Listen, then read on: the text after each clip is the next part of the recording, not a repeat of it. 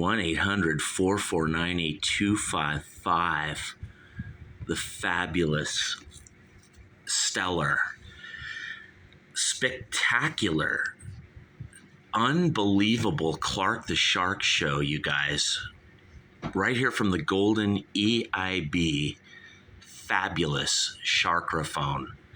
Not a microphone, you guys. It's a sharkraphone built by the Lord, Jesus, God, the Holy Spirit. Please forgive me, you guys. You know, because me, Clark the Shark, I tell it like it is. Even when I'm in a bad mood or a good mood, sometimes I get mad at God Almighty, you guys. And he's like, Sharky, dude, I gave you Genesis selling England by the pound, and you're mad at me? I'm like, yeah, God, dude, I mean, this world sucks. You know, people get raped. What's that? God, what is up with that? Women getting raped? Dude, how do they overcome that?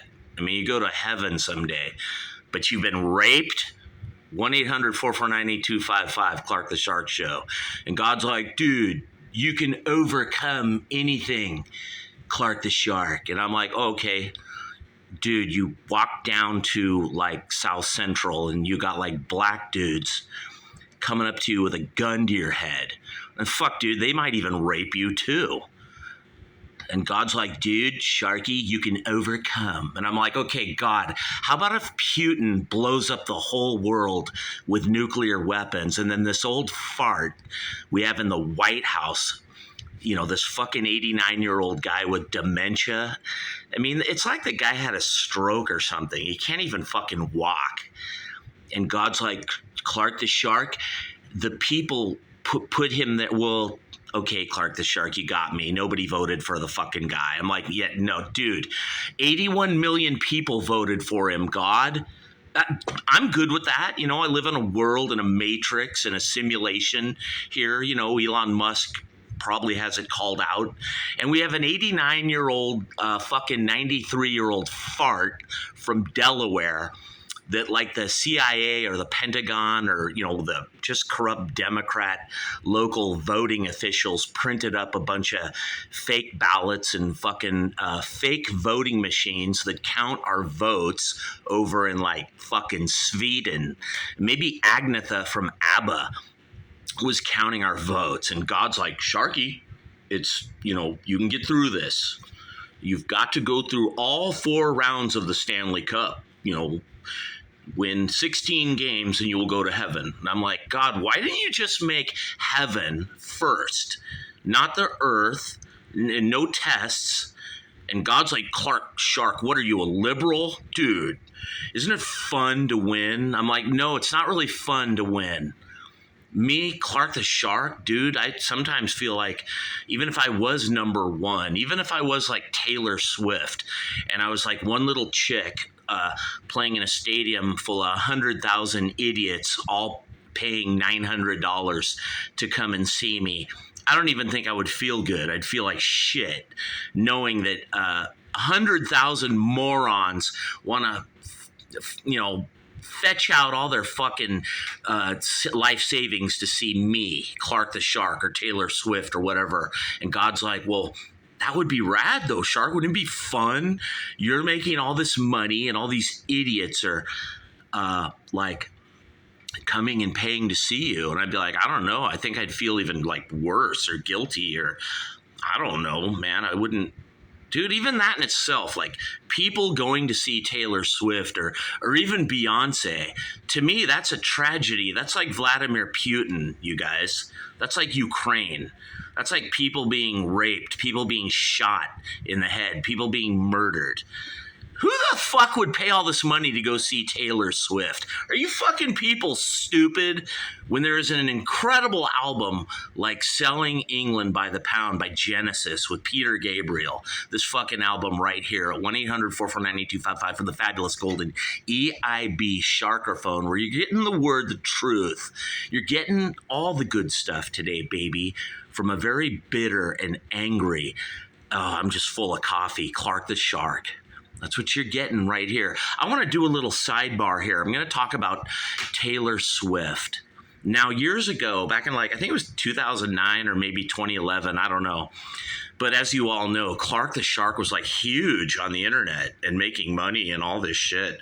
Back when the internet was the wild, wild west, before Zuckerberg and, Elon Musk and, well, I shouldn't say Elon Musk, but, Jack Dorsey and Zuckerberg and all these people started censoring people. How liberals, if you don't agree with them or you beat them in an argument, they have to censor you. You don't even have to say anything bad. Just if you disagree with the Democrat or the liberal, they'll just, kick you off the show or cancel your money or, even if you work for Amazon, dude, or an affiliate, if it's run by liberals and they don't like your point of view, they'll take all your money. They won't just cancel you, but then they'll steal your fucking money or something too at 1-800-449-8255. Yeah, isn't it fucking true what liberals do? Do they fuck our world? But then we conservatives or whatever we are, me, Clark the Shark, I don't know what I am. I used to be like a Republican, but then I realized, dude, it's like I'm fucking speaking Chinese when I speak to Republicans because they're like, Sharky, why would we cut the rent? Dude, rent. I'm all because rent should be $1,200 a month or $1,100 a month or $950, so you can get an apartment. Like if you work at Starbucks or Target, you can afford an apartment. And Republicans are like, no, Shark, you don't watch Fox News, bro. Rent should be $4,000 a month. And then sitting at the table with the Republican is a couple of Democrats, and they're like, yeah, Sharky, you're a loser. You just have to make more money because rent should be $4,000 a month. And I'm like, dude, $4,000 a month? Yeah, dude, Shark, of course I can afford that. Otherwise, I'm a fucking loser. Dude, Jesus, Louises. $4,000 a month, I could pay that sideways. My swimming pool days or back in my musical days when I made all this money, dude, I could handle a lot of money then. I always lived in nice places long ago, you guys, and money never really mattered to me. Until I kind of got a little older, got skin cancer, then realized they don't hire you. Or life just changes when you get cancer because it's like you lose all your friends too, and people are afraid that they may have to take care of you or something, or as you vomit or throw up in the house, or they might have to give you money. It's weird how all my life I've been giving people money, but the 1 minute Clark the Shark needs money, everyone disappears. They're like, oh, dude, they all vanish. And not only that, they say bad things. They're like, Shark's a real asshole. Yeah, dude, fuck, I'm a real asshole. I give all of you money and usually don't even say a fucking word about it, dude. I just give you whatever. I don't even care. I'll give you the fucking shirt off my back. Everyone knows that. And then I got guys firing me. Dude, the guy I worked for years, dude. A guy would wake me up at 1 a.m. to go shut off of the water at a pool that some other retard left on. But all of a sudden, dude, you're limping or you're sick or you're getting a little older. It's like, we better get rid of Shark. Like, he'll sue us or maybe just quit or he'll die or, something. But, at 1-800-449-8255. But I want to talk about back in, 2007, really 2001 all the way to 2015. Clark the Shark was pretty big on the internet, you guys. And the internet was the wild, wild west. There wasn't a lot of censorship, and Clark the Shark could say all these things. And I wasn't really on YouTube. I had a lot of YouTube channels, but they would get deleted. There was censorship long ago. I don't know if they were deleting me for that reason. Maybe, I don't know. But my YouTube channels would get really big. And I admit, I would run robots and things to pump up the traffic so it looked bigger than it was. But I was involved with this thing called Blip TV that was huge. You guys remember Blip TV, or you techies certainly do out there. You internet addicted mavens, about Blip TV. But Shark was really big everywhere. Vimeo, Blip TV, YouTube, all kinds of places. There were so many video places where Brandy, that song was playing, or all those GE songs, It Ain't Easy, She's a Bitch. It was just in the public consciousness or something. And one day, I think it was about 2000, to 2010, I don't know, or maybe 2011. It had to be 2011 because I moved into a new apartment over in Vista, California by the Stater brothers. And I got a call from a guy. I'm not going to say his name, but this guy is Taylor Swift's, I don't know, either manager or publisher or, I don't know, like, he's a big head honcho in with Taylor Swift and her label. You guys might know who he is. The guy's just a complete snake, shyster, ripoff guy. And he said to me, you know, that one song, Clark the Shark, that, are you making up your mind? Dude, that part is so incredibly song-written. It's so catchy. And I'm like, yeah, sir, that's one of my biggest songs, of course. And he's all, oh, I know. Out here, we know Clark the Shark. And he's all, you know, I'll take it a step further. Taylor's a big fan of you. And I'm like, really? Taylor? And he's all, yeah. As a matter of fact, Shark, I have her on the phone. And I'm like, no, dude, no way. And he's all, I can get her. Let me call you back in about 15 minutes. And then I hung up the phone. I'm all, hey, you know, my wife, I'm not going to say my wife's name. Hey, wife, I just got a weird phone call from some guy who says he's with Taylor Swift or whatever from some weird looking phone number, like in it says Nashville. I Googled the area code and it's like Nashville.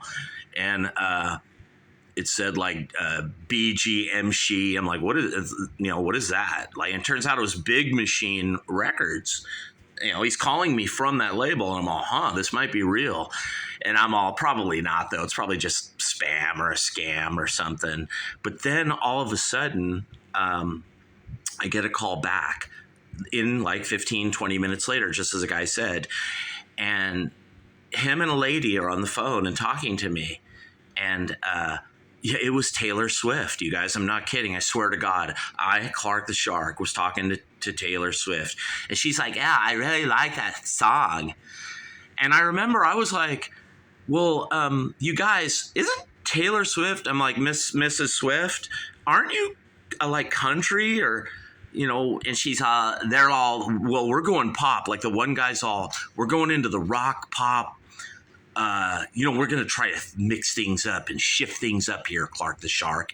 And I was like, really? Because when you're in a big niche like country, you should probably just leave that alone and, you know, stay in that.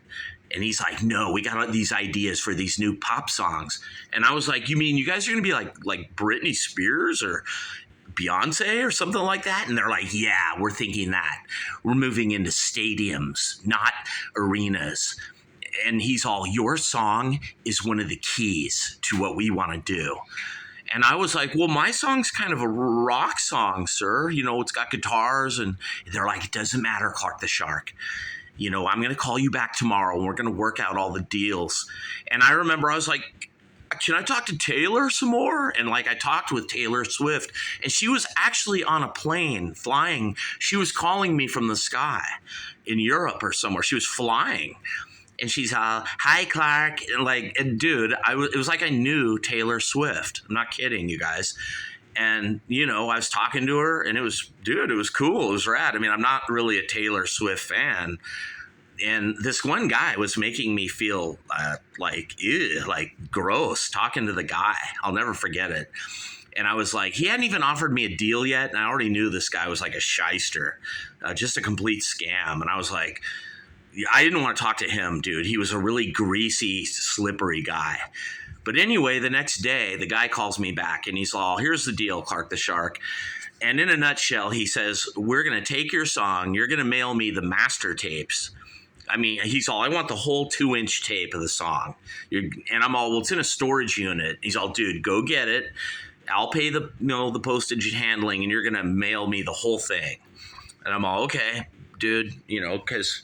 And I remember thinking, like, I must be really this big on the internet because, you know, it doesn't get any bigger, I guess, than like Taylor Swift and her management and Big Machine Records. And they want my song.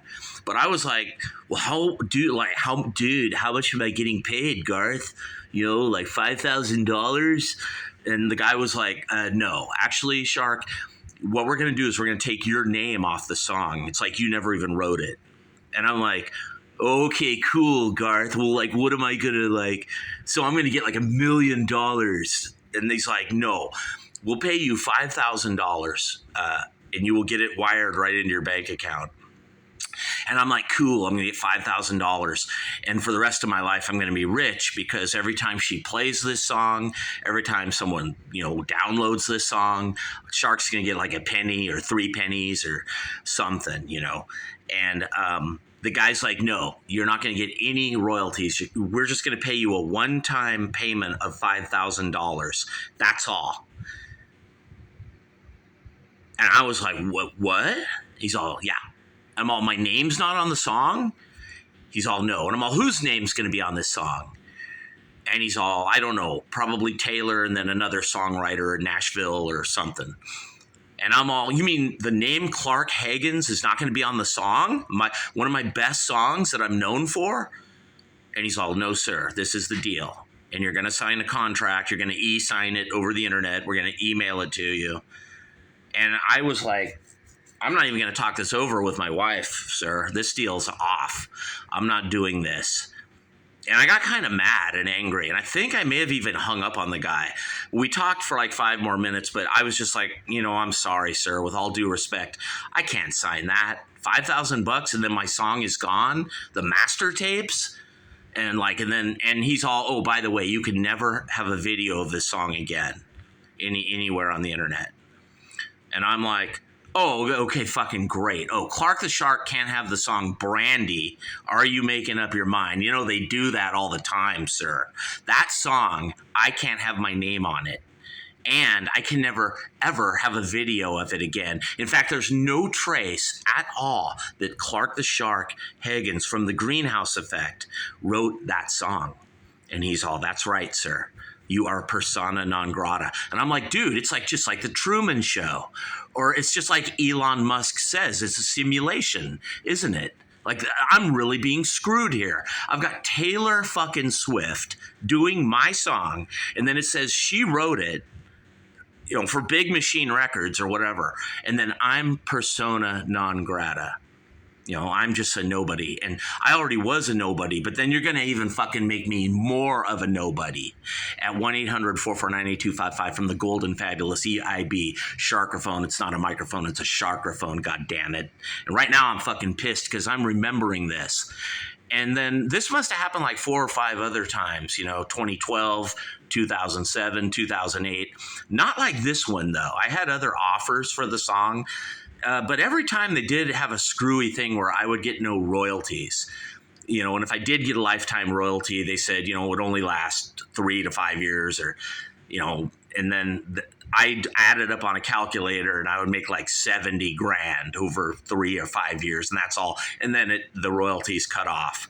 And I was like, okay, the record labels, you really only make money by playing shows, you guys. It really is true. If you're ever a songwriter in publishing or any of that, dude, you're not going to fucking make shit. In fact, I don't even think Taylor Swift makes any money off her own music. All the money she makes is in playing these gigantic stadium live shows, just like Beyonce. And that's why the tickets are $600, because now these big shows with these gigantic, lasers and these big screens that everyone watch and these high-tech things.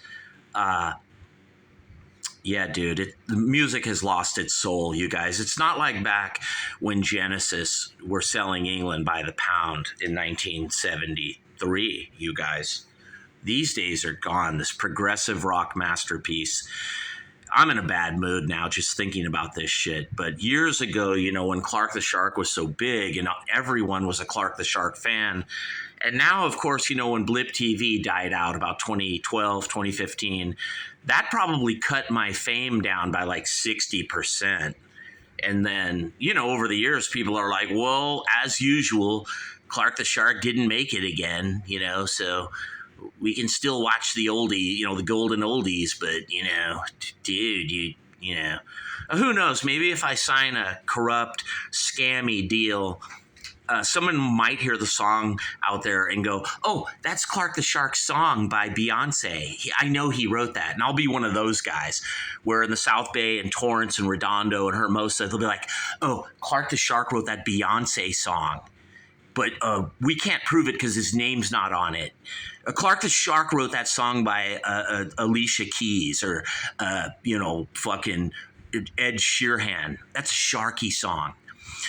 We can't prove it. Shark can't prove it, but we know Sharky wrote it because, that one guy at that one label in Nashville ripped off Shark. But from there, Shark made a name for himself.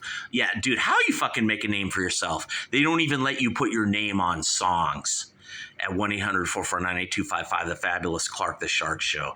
But fuck all that, you guys. Even if I'm not as big now as I used to be, I can't get views on YouTube. I can't even fucking get views on Vimeo. It's almost like Mark Zuckerberg runs YouTube. Don't ask me how, dude.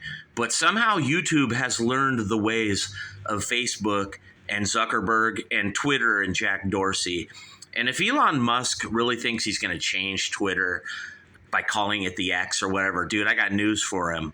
There will always be censorship so long as you got guys bigger than you with more money than you.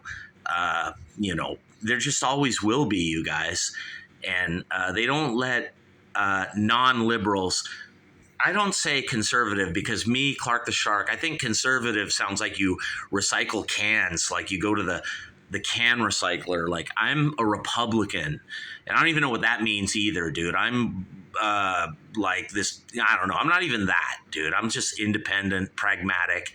I've given up on both parties, you guys. I support Republicans, conservatives, and I hope they win. But honestly, when they do, you just get someone like Mitt Romney or who's that lady in Wyoming, Cheney. You just get douchebags, and they all turn into these mealy-mouthed, milquetoast losers in the end, you guys. Republicans, when they sell out, it's even worse than a liberal. So it's really like you can't support anything except an independent-minded, pragmatic genius out there. Someone, dude. Maybe someone like Clark the Shark, I don't know.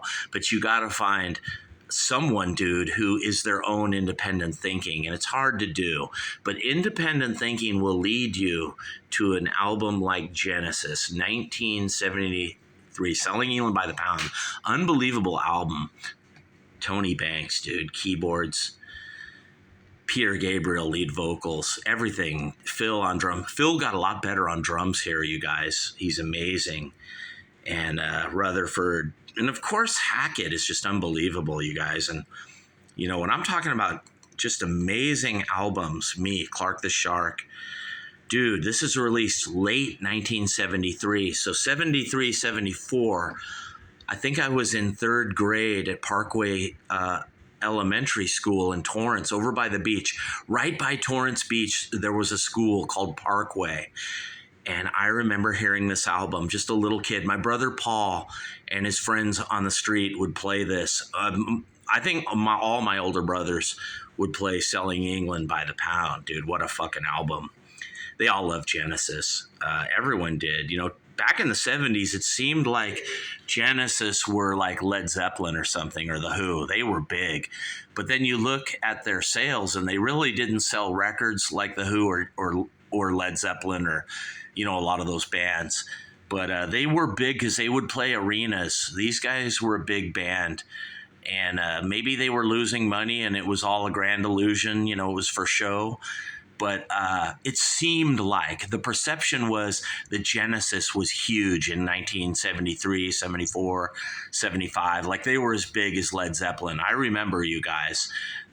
People thought Genesis, and when they put out this album, Selling England by the Pound, they went to another fucking level, you guys. Of course, the next album after this, I think I reviewed that one. The one about Rail. Fuck, dude. The Lamb Lies Down on Broadway. What an album. Incredible. Their best album. But I don't know. This album could be their best, you guys. I even like A Trick of the Tail. The one without Peter Gabriel is fucking killer. I don't know where they pulled that rabbit out of that hat. That is amazing. But this album, you guys, dude, fuck, dude. I don't care what stars it gets, you guys. I don't care what they review. You're going to see some pictures of like Oxford or Surrey. Epping Forest. Oh, it's probably near Oxford or Surrey. I don't know, you guys, but the stars, it's going to get 5 stars, dude. Come on. 5 stars from All Music. Who gave it 3, dude? The encyclopedia. Fuck them. Rolling Stone gives Genesis Selling England a 2, dude. That fucking shows you what Rolling Stone knows, dude. Look at this genius right there, bro. 1-800-449-8255. And of course, side 1, Dancing with the Moonlit Night. What a song. Incredible, you guys. The lyrics by Gabriel. The music by everybody, dude. What an amazing song. 8:04. It gets a little draggy at the end with that end part, but it's fucking killer, dude. You got to hear Dancing with the Moonlit Night. It's one of Clark the Shark's favorite songs ever. It is atmospheric, melodic, progressive rock, you guys. I know what I like in your wardrobe. Yeah, me, Sharky, when I was big and famous, I liked the feel of walking around, being, people coming up to me. That rarely happens now, you guys, and I miss it. Sometimes people stare at me when I'm shopping, but, for years I had to wear a mask because of COVID, and I got skin cancer and all, but I liked the feel of being famous years ago, you guys. It was wonderful, but, people like Scott, whatever the fuck his name was, calling you, trying to steal your song, dude, that was awesome. Par for the course, baby. Firth of Fifth, what a song. What piano, electric piano or synthesizer or keyboards by Tony Banks. Oh, dude, they're all amazing. Hackett, all of them. Amazing. And More Fool Me with Phil singing. You're getting a taste of who's going to be the singer someday soon, dude. No one knew it at the time. More Fool Me with Phil singing. And of course, the Battle of Epping Forest is about like the mafia or something, where it's like the Sopranos and they're all talking about, okay, this is how we're going to chop things up in England. They had like mafias. I think that's what it's about. I'm not sure, but it's fucking awesome, dude. After the Ordeal is awesome. Progressive rock, you guys.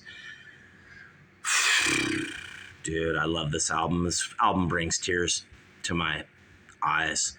The Cinema Show, long song, you guys. Kind of like Supper's Ready.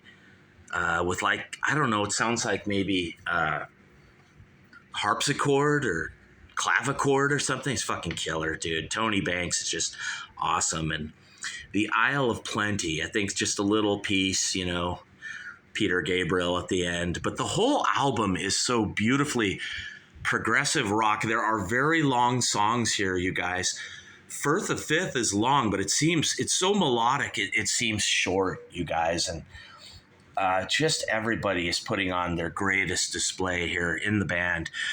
I want to talk about Steve Hackett, the guitar, because he doesn't get enough respect or regard or credit, but he is a hell of a lot to do with why this album is so great. And he's always in a battle with Tony Banks. When you're making progressive rock, keyboards always come to the forefront. And there's maybe not enough Hackett and too much Banks on this album.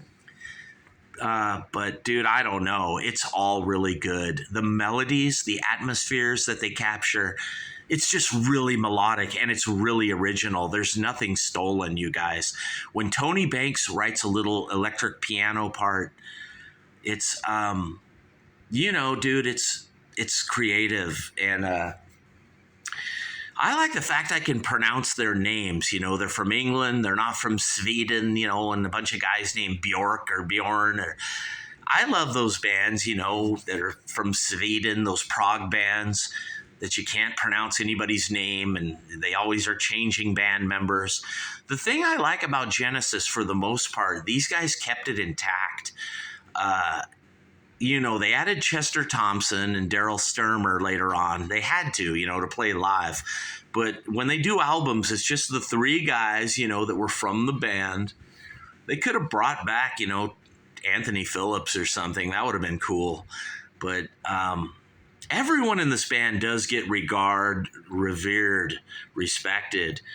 I don't like the way the 3 guys have kind of just eschewed Hackett. They talk about him like he's a junior, not an elite like Phil, Mike, and Tony.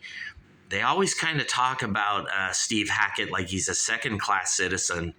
I'm sure they maybe don't really feel that way in their hearts, but they don't talk about Peter Gabriel like that. And believe you me, you guys, Steve Hackett is every bit as much amazing and respected in rock music as Peter Gabriel. Now, of course, Peter Gabriel went on to do unbelievable things with all his shows he throws and all his great albums, But to me, Steve Hackett, I've listened to his solo albums and they're fucking amazing.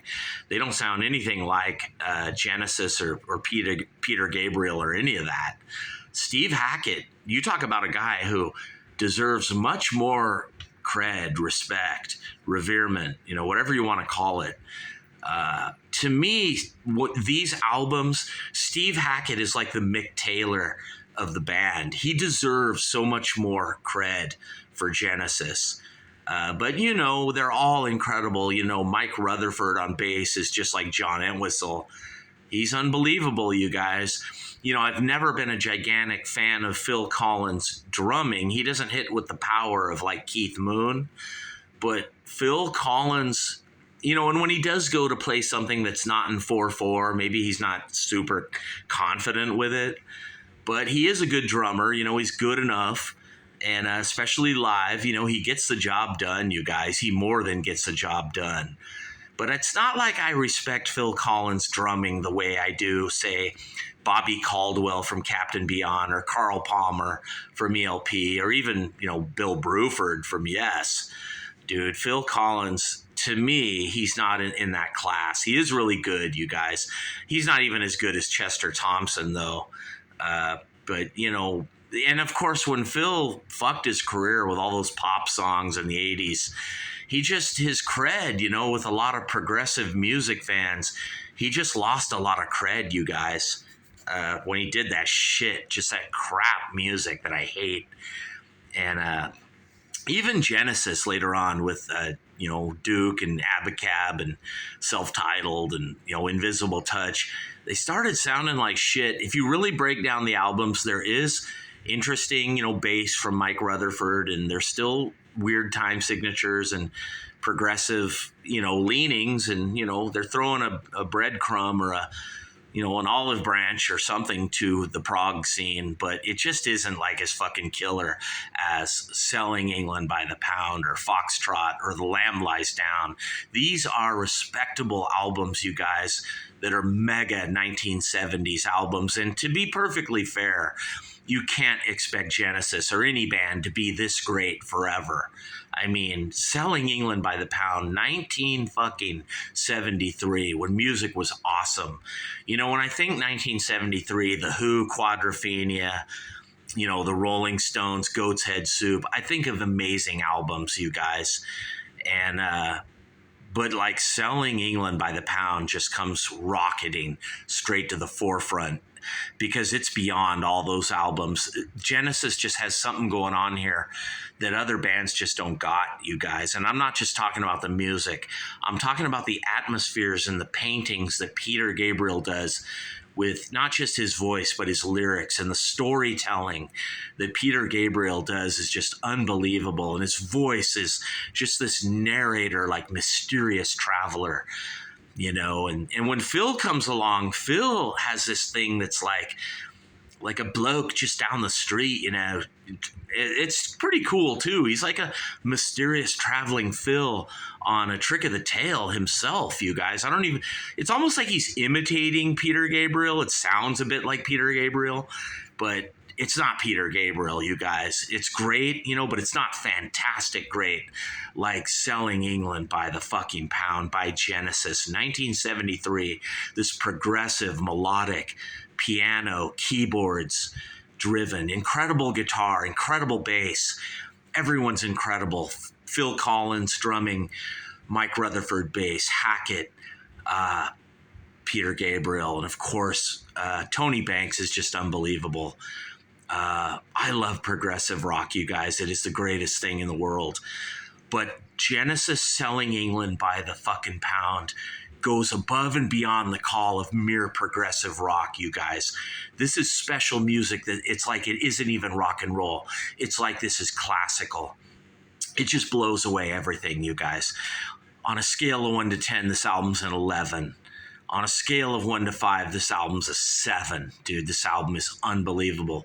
One of my favorite albums of all time, right here on the Clark the Shark Show, the Wolfman Jack on Crack from the golden EIB Sharkerphone. I tell it like it is. I tell the truth. I'm just like a drunk man. I tell no tales. I tell no lies, people. And when I'm talking about Genesis, selling England by the pound, 1973, dude, recorded in England. I'm not even sure if it was, but it sounds so British. This album sounds so England. You know, it was recorded in Oxford or Surrey or London. You know it, dude. Fuck, this wasn't recorded in Los Angeles or New York City. No way, dude. If it was, fuck, dude. Maybe it was mixed there. I don't know. Or remastered there, I don't know, but it was definitely dreamed up and recorded in England. This album sounds so British. And this painting on the cover by Betty Swanick is so amazing. Oh, I love it. It tells the truth of today. See this homeless guy on the bench? That's me, Clark the Shark, today, you guys. I went from riches to rags. I was famous on the internet. I had people calling me, wanting to buy my songs, and not even pay me money, you guys. And who knows, even if I sold my song or I didn't, even if I cleaned swimming pools or didn't, you know, if the rent was $4,000 a month, like it is in California, I'm gonna wind up like this guy right here, sleeping on a bench. That's right, me, Clark the Shark, that's me. On the cover of Genesis, 1973, selling England by the pound. Betty Swanick didn't even know it, but she was painting a picture of Clark the Shark. Right there, you guys. And you just got the word, the testimony, the truth, and really the only honest review you will ever want or ever need of Genesis 1973, this incredible progressive album with the incredible synthesizer, electric piano, Mellotron from Tony Banks, and incredible arrangements of songs and melodies and ambiance. You know, everything is perfect here, you guys. What an album. Basically, it's almost like Peter Gabriel solo, but no, this is a democracy. All 5 guys are working for a cause here, you guys.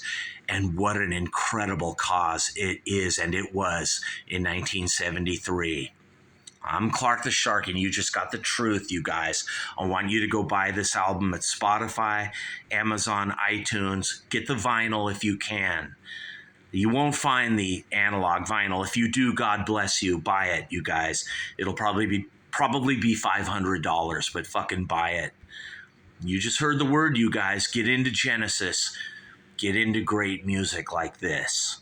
And remember, you tell them you heard it from Clark the Shark, and I'm out of here. Peace.